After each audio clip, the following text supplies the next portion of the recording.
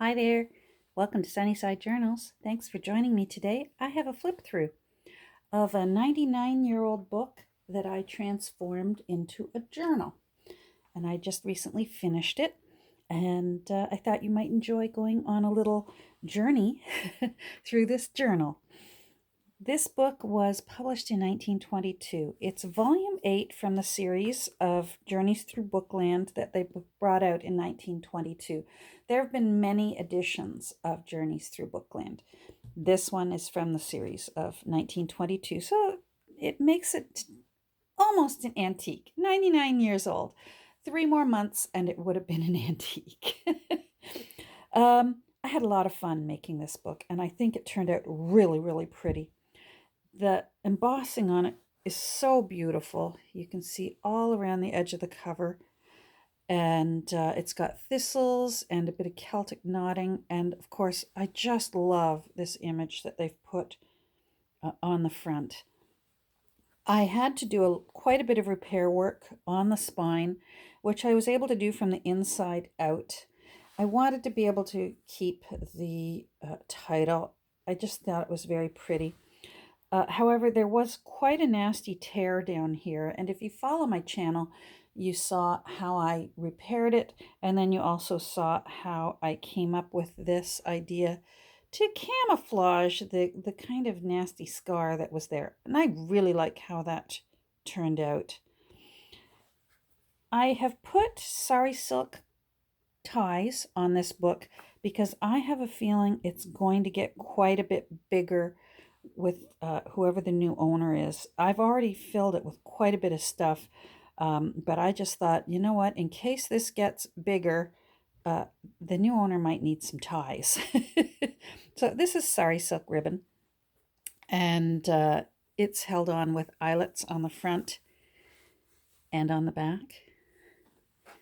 So when we open it up, you're going to see that I have put in a hidden hollowback spine, 9 signatures, 254 pages of varying sizes. Most of them are full size, but you're going to see some odd shaped pages here and there, and I really like doing that. I think it makes for interesting page turns. Now inside the book here, you'll see I have tried to put in quite a few original pages from the original text block. The end papers were made from wrapping paper that came from Germany. They came in Happy Mail. Thank you, Jen. And I thought that they were just meant to be for this book. Just meant to be because of the blues and the yellows. And of course, we have the blues and golds and yellows happening here. And it was just meant to be. And here's that little ship that you saw originally on the little spine there. On the front page, I did a fussy cut. This illustration, to the best of my knowledge, came from a book that was published sometime between 1914 and 1919-ish. The only indication I have of those years is that it said inside the book that the papers were used in keeping with the war effort. And due to the age of the book and the fashion styles on the young ladies, I feel that it's most likely World War I that this book was from. And I thought these young ladies, she's at the steering helm of a sailing ship with her friend, and they're off for a journey through Bookland. That's what I imagine. On this side, you'll see, whenever possible, I like to be able to save the copyright date, and there we have 1922. There were not very many full color plates in this book, so the ones that were there I have put back into the new text block that I created. You're going to see lots of laces down the sides. I really like this sort of goldenrod color. I thought it was just perfect with the color of this illustration on the cover. There's lots of sewing in here. I've left the threads long, but they're knotted, so you can trim them if you wish. And there's just lots of room for you to do your thing in here. This is a page from an old Walter Foster, the books where he teaches you how to paint or use oil pastels or all those wonderful artsy things. And I put a word snippet down there that says stories, poems, and plays, which I thought was very fitting for a journey through Bookland. The laces, I glued them down, but they've also, you'll see here, also been sewn in to strengthen them. There are quite a few journaling cards that will sort of look like this. It kind of looks like newsprint, and you can journal on the back. These are from a children's book that I have. It's actually from Australia, and it was published in 1909. Now, I wrote 1909 on one of them, but if you see, I'll point them out to you in this flip through. If you see all the others, for example, this one, it's from 1909. I only wanted to write on the one. And I write as ever, even when I use old papers in the book, I write it very faintly in pencil so that if that's not your thing, you can take a soft eraser and just erase it and take it away. But if you're like me, you kind of like that sort of thing. That's why I have fun with these books, is using old papers. Here's another one from that book, Childland, and it's from 1909, and a little girl reading to her student. The pages that are tea-dyed, I've tea-dyed them myself. This sheet of music came from a book published in 1934. This is just a little spread from a wildflower book, and then in here I've written 1934 because I can never remember how to read Roman numerals, so I had to look that up, and I thought maybe you're the same as me, so that's why I wrote it in pencil there. On this side, this really cool pocket was actually made by another journal creator, Camille. Thanks, Camille. And I thought it was perfect for in this book because of that beautiful stamp from Australia that has a sailing ship on it. And she creates these pockets from the envelopes of first day stamps. And I just love what she did with this. I think the colors go so well with the color theme, the yellows, the blues, the sailing ship. And I knew it had to go into this journal. In here is a postcard that came from Kelly. Thank you, Kelly. And it has yellow and blue. And I just thought, it's got to go in. And there's room to journal on the back. I put this pocket in so that it can hold twice the amount. You can either tuck it inside the pocket itself, or you can tuck it in behind the pocket. So you could get a layering thing going if you wish. A little fabric tab here, and here's another piece of the end paper. I had a little bit left over, and there's a little charm pinned here on a bulb pin, and I just loved that it's a moon with stars, and I thought that was appropriate because back in the days of sailing ships, they used stars to navigate their way. You're going to see lots of tabs, fabric and paper along the edge here. There's no rhyme or reason why they are where they are. I just thought it looked pretty. And again, there's some sewing there. This is from a children's nursery rhyme book, and I thought 3 men in a tub, they're off sailing in a ship. So I thought that was appropriate, and I backed it so that you can journal on it. Pages from the original text block. This is from a book from 1906 that was on business, methods of business, but I loved the handwriting that was on it, and I purposefully put it askew just because I thought it was visually pleasing. This little tab here, these tabs all came from Valentina. Thank you, Valentina. I thought the word snippet discover was perfect for that tab.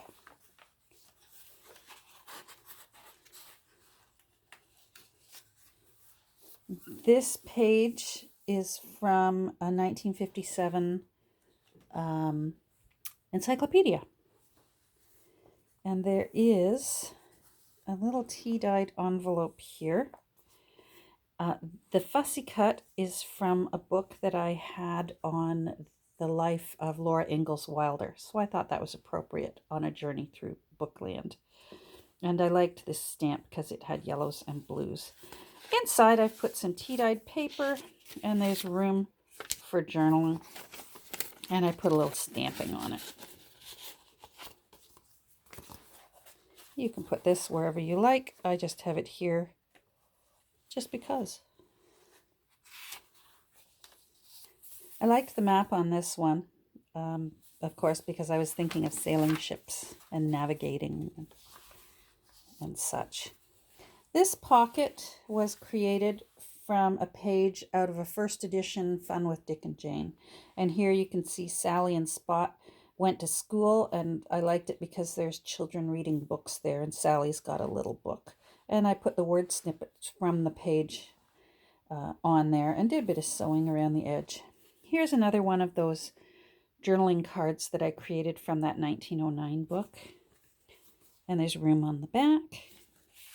And then this actually is an actual postcard for, I think it was for good attendance for Sunday school. But I liked that it was blue and yellow and that it had a sailing ship on it.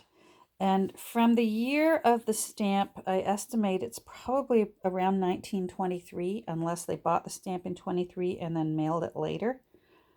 I'm not sure. But that's a 1923 1-cent stamp. So it's approximately that time. More pages from the original text block. Again, lots and lots of room. This is a page out of a book I have on a map of the City of London.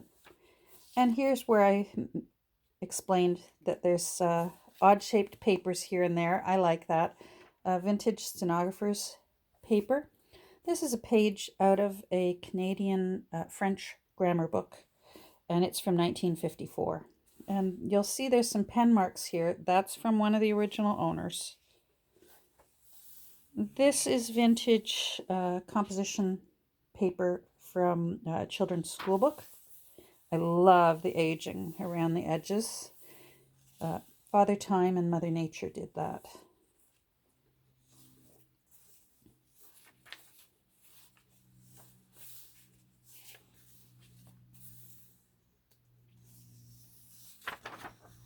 A little Shakespeare on a journey through Bookland.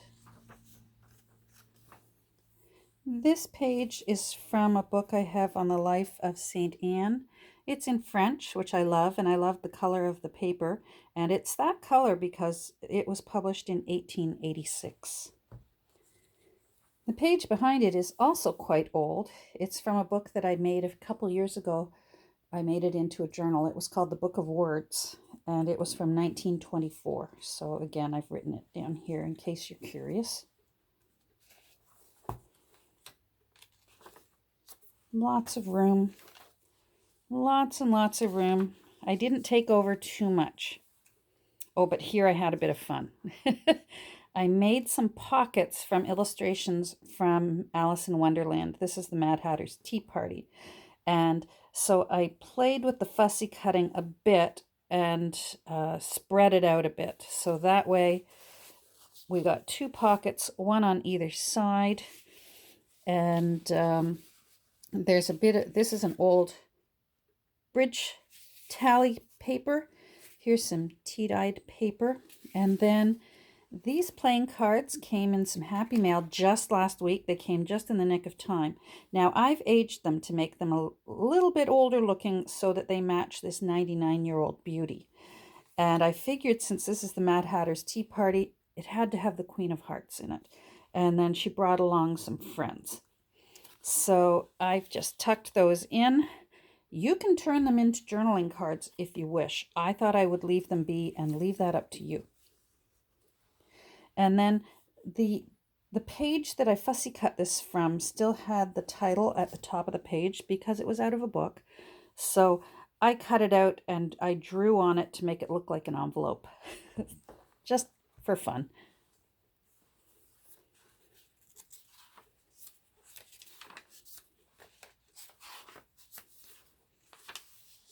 I love that page.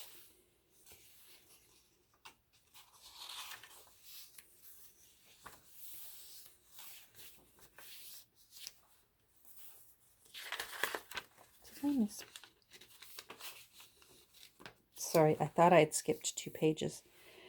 I was able to get lots of lace for these edges. It was actually very wide lace, so I actually fussy cut all these strips out of this wide lace, and I really like how that turned out. A little fabric tab here as well. This page came out of a book called The Homiletic Commentary.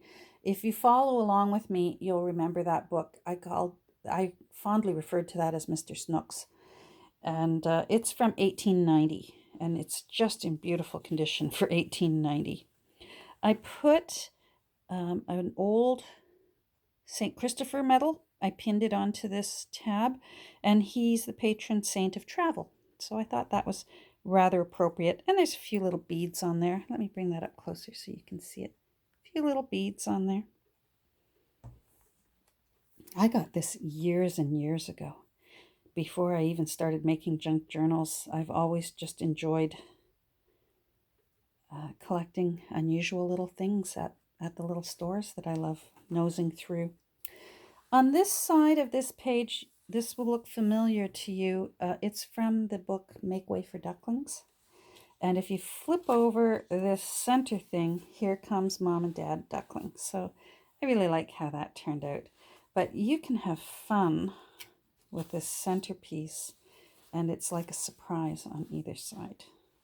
And what I've done here is I've glued down tea-dyed tissue paper so that you can still write on it, but you can still see that it has another page underneath it. So it kind of shows through, and I love how that looks. On this page, we've got a little kitten who seems to be having trouble trying to read her book, and I made that into a tuck spot. And again, here is another journaling card made from that 1909 book that I just tucked there.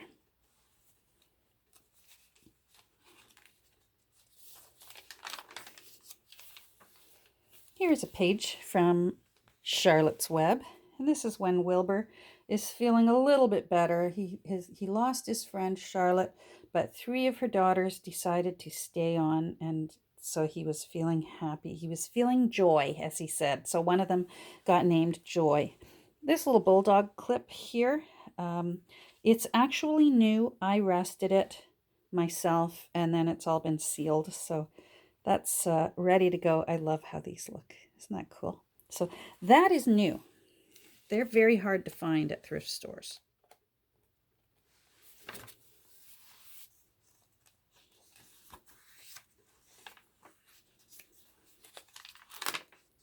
This is also from a Dick and Jane type book. There was no date on this book, but mostly they are from the 40s, 50s, and there are a few from the early 60s, but I find that the readers from the 1960s, the artwork is very different. So I, personally, in my opinion, I believe this is either 40s or 50s. There's a little tip out here. I made a pocket in the center of this signature from a map. Again, with maps, I thought it went well with sailing ships and going on a journey. And in this map is one of my favorite things.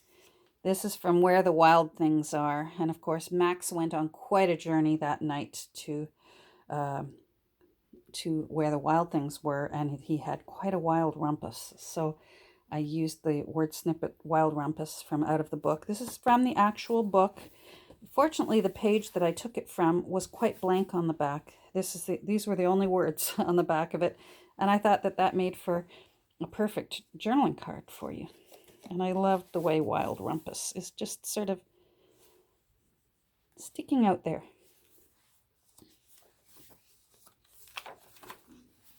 Here's another little sort of a hiding spot for journaling on, and then it's also Underneath here, I've sewn on some lace and sewn some lace here. And then there's a little Victorian boy and girl there, and I fussy cut another of the tiles off of the wrapping paper that are the end papers.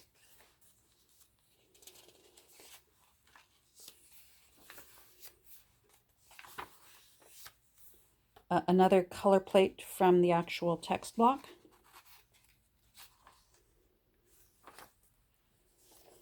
On this tab, I put the word snippet reading. The nice thing about these tabs is this kind of tab, if you're not enjoying that word snippet, you can put another one right over top. You don't have to leave it as reading. Plus, you've always got the other side to have fun with. It's a page from a calligraphy instruction book that I tea-dyed.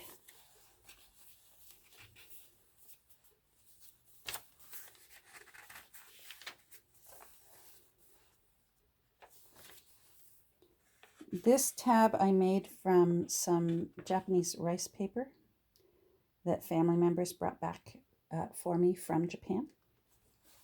And on the back of it, I put the word snippet story.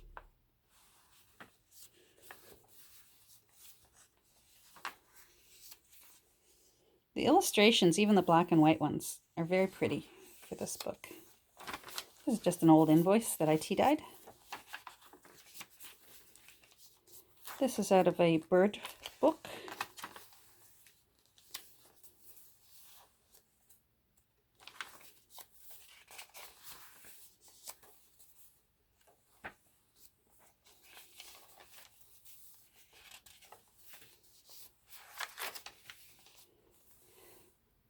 I wasn't sure how to incorporate this in, and it came to me just at the last minute yesterday.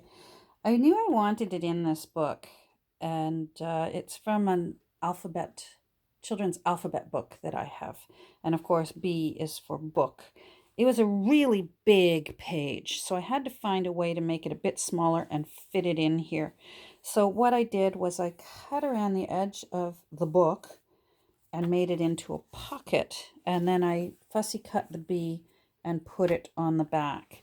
Now this is also from that 1909 children's book. I made the tab out of another section from the original page of this, and then of course if there's a capital B, there's usually a lowercase b to go with it, so I put the lowercase b on the back of here. I really like how that turned out. And since it's Journey Through Bookland, you gotta have a book in it. On this little fabric tab that I put on, there's a tiny little pin. It's actually from the Acton School Board. Acton is about 2 hours away from where I live. I live east of Toronto, and Acton is west of Toronto. But I've had it for quite a while. It came in a bag of little bits and bobs and charmy things from thrift stores, but it's got a little book on it. And I thought, well, that's perfect, isn't it? So I pinned that little pin right there. Did a little bit of stenciling.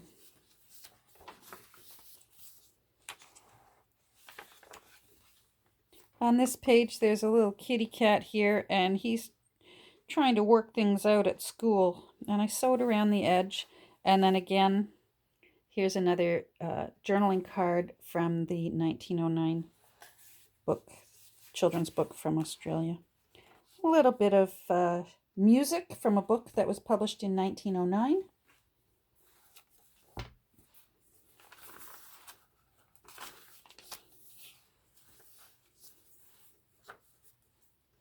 This is from a vintage Snakes and Ladders game. So I made a tab out of it. I like that. I liked the colors. I thought they went with it. I like that there's the snake and there's some numbers on the back with the nice bright yellow. As I said, this book was just a lot of fun. You can see some books in the background of this. It was a plate out of a book on artwork. And a little tip out there. And then on the back here, again, here's the wrapping paper that I made into end papers. I made an upper tuck spot up here. I had this little piece of scrapbook paper from a Tim Holtz sheet, and I knew that I could use it for something. So I put it up there because, of course, it used to be when you went on a trip, you sent postcards home. Now we just do emails and text messages, but you used to send postcards. And then I couldn't resist tucking in a few more of these playing cards, and I went ahead and made them into journaling cards. So that'll give you an idea if that's something you might want to do with the other ones that I had on the other page. And then, of course, with a Sunnyside journal, it's got to have a Two Nanas bookmark in it. So I tucked them in the back there. So that's it. We made it through 254 pages. This book is going to be available in my Etsy shop. The link is below. It'll be later today, approximately around 5 p.m. Eastern Time, which is New York time. More or less, I have to set up the page to put in my shop, and then sometimes Etsy isn't very quick about getting things up immediately when you click it. So that's approximate time, but that's what I'm aiming for is 5 p.m. later today. So thanks for joining me. I hope you enjoyed this little flip through, and I'll talk to you next time. Take care. Bye.